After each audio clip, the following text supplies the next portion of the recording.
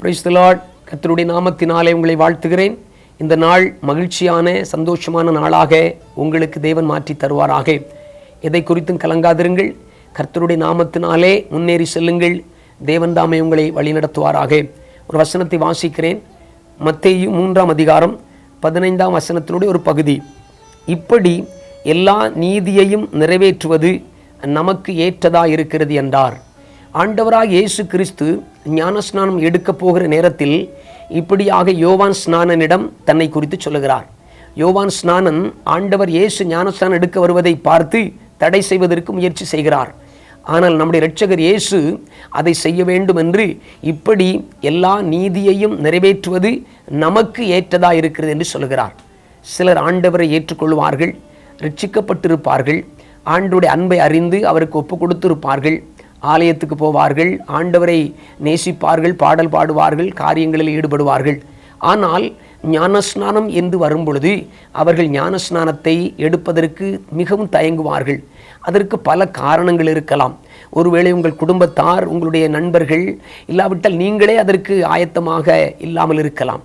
ஆனால் ஆண்டவராக இயேசு கிறிஸ்து சொல்லுகிறார், இப்படி எல்லா நீதியையும் நிறைவேற்றுவது. நீங்கள் பல காரியங்களை செய்து வரலாம்.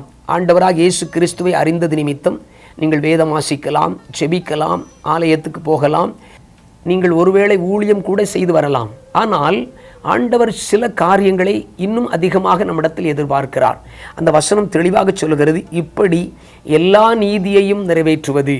எல்லா நீதியையும் நிறைவேற்றுவது ஆண்டவருக்கு ஏற்றதாக இருக்கிறது.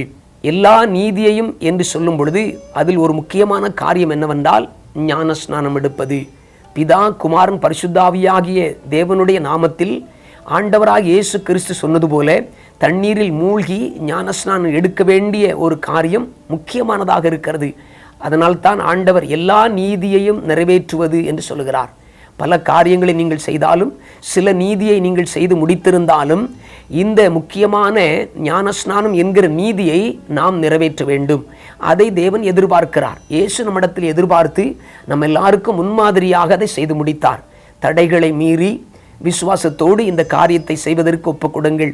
இன்னும் நீங்கள் ஞானஸ்நானம் எடுக்கவில்லை என்றால் ஞானஸ்நானம் எடுப்பதற்கு அர்ப்பணியுங்கள்.